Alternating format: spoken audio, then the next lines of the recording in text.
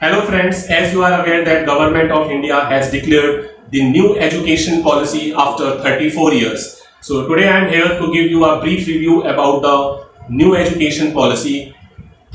First of all, what is the main purpose of this education policy? The main purpose of this education policy is to develop the skilled man force who are excel in mathematics and good in computer science and data science. The purpose of this education is to provide education in mother tongue or local language, especially till class 5. Highest priority is to develop mathematical and scientific approach among the students. In this education policy, we have multidisciplinary and holistic education across the sciences, humanities, and commerce. There is no gap or there is no partition among science, humanities, and commerce. So the main purpose of this education policy is to create or to produce job creators, not the job seekers. What is the major changes in this term of school education? When we talk of school education, the new modified structure has given of 5 plus 3 plus 3 plus 4, covering the age group of 3 to 18. Now the student will complete their class 12 at the age of 18. Till now, students are completing their class 12 at the age of 17. So one extra year now students have to give for completing the education till class 12th. Now, the first stage, let us talk about stage wise. So, the first stage is called foundation stage, which cover the age group of 3 to 8. In this, the first 3 years are preparatory or preschool, and then 2 years for class 1 and class 2. In this stage, there is no formal book. Students will be given education through activity and play method. Now the second stage is called preparatory stage. It will cover the age group of 8 to 11, and in this student will be given 3-year teaching of classes 3rd, 4th and 5th. Now as per new policy, it is given or it is mentioned that the education till class 5 will be given in mother tongue or the local language where the student study.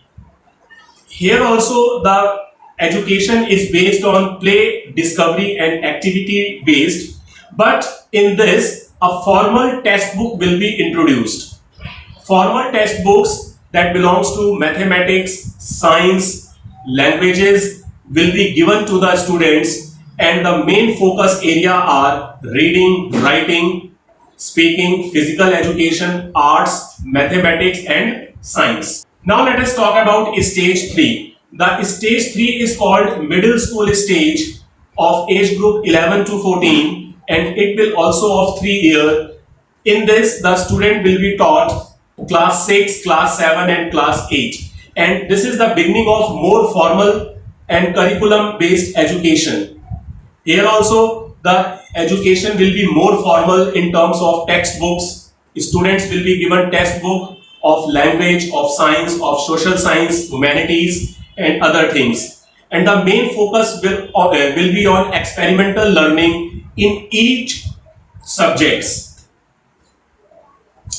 And the interesting fact in this is that all the students will need to participate in a 10 days begless period during this class 6 to 8. In this, students are supposed to do intern with some local vocational experts such as carpenter, gardener, potter, artist, or maybe some any other expert. Means they need to engage himself or herself with some expert to learn and to boost their vocational study. Now let us come to stage 4. The stage 4 is called higher school or secondary school.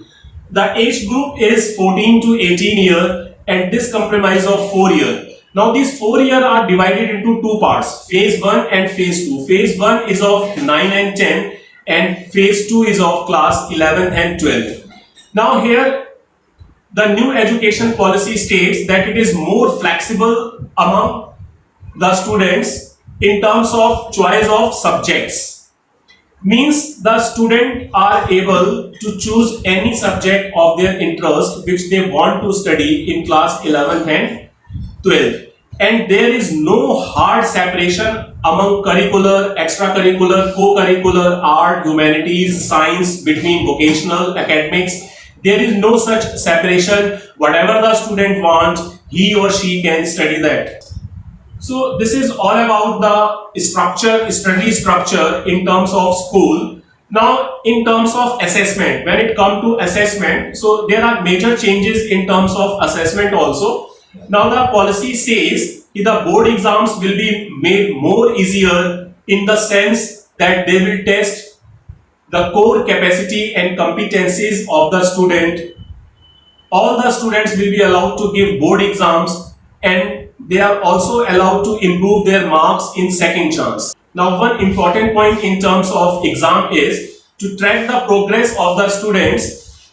It is not at the end of class 10th and 12th, but new education policy says that all the students will take examination in grade 3, 5 and 8, and these exams will be conducted by some appropriate authority. Now this appropriate authority, if they are saying, so it may be some outside authority other than school which conduct the exams of grade 3, 5 or 8. So this is some new thing in the examination system. Maybe like board exams that students are giving in class 10th and 12th. Now the student need to face some external exam in grade 3, 5 and 8. And it is also proposed in this new education policy that National Assessment Center will be created which decide all the norms, standard and guidelines for the assessment and evaluation of the recognized boards in India. This is all about students and their assessment. Now let us take some review of teachers and their appointment, how it will be going to change in new education policy. First of all, the new education policy is going to introduce 4-year integrated B.Ed program for becoming a teacher, and they are planning to introduce to make it a compulsory degree to become a teacher by 2030. Means by 2030 this 4-year integrated B.Ed program is a compulsory qualification.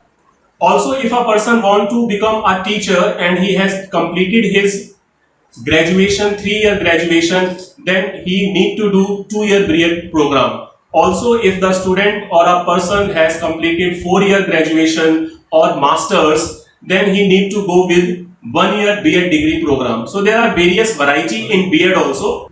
Also, one important aspect in this is that every teacher or principal need to go with 50 hours of continuous professional development in every academic year. One important thing in this is that promotion and salary increase will not occur on the basis on the length of tenure or seniority, but only on the basis of such appraisal. So this is the key point in this new education policy. By 2030, the minimum degree qualification for teaching will be a 4-year integrated B.Ed program. Also, the 2-year B.Ed program will be offered only to those who have already obtained bachelor degree in other specified subject. Also, 1-year B.Ed degree program will be offered only to those who have completed the equivalent 4-year multidisciplinary bachelor degree or have obtained a master degree in a particular subject. Now it's all about from my side. Hope this information is helpful to all the students and teachers. Thanks. Thank you everyone.